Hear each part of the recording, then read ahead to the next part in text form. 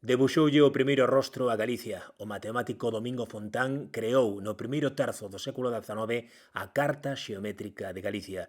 Conseguiuno só con instrumentos cartográficos do século XIX, pateando monte a monte, a cabalo e a pé, e cunha precisión que ninguén superou ata un século despois.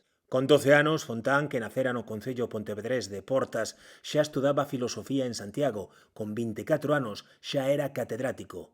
Respira, que a historia empeza a acelerar agora. Un dos seus mestres, José Rodríguez, era un matemático que axudou a definir o sistema métrico decimal e que soñou cun mapa xeral de España que nunca puido facer pola Guerra da Independencia. Fontán colleu ese soño e puxo en marcha. A proeza foi brutal, precisión extrema, revisións constantes e, sobre todo, patear Galicia enteira metro a metro, máis de 27.000 km cadrados percorridos nunha das zonas máis poboadas da España daquel momento.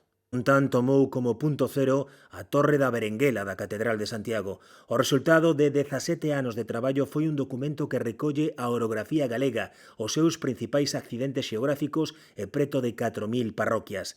Cando rematou o traballo de campo, chegou a fase casi imposible, pasar ao papel miles de anotacións.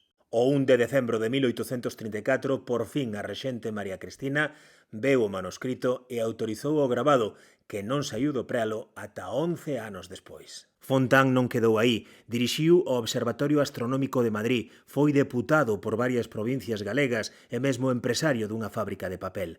Participou tamén no deseño da primeira liña de ferrocarril galega entre Cornes, daquela concello de Conxo, e Carril, no concello de Vilagarcía. Os seus restos descansan no Panteón de Galegos Ilustres, unha historia con acento, pasos e pulso galegos.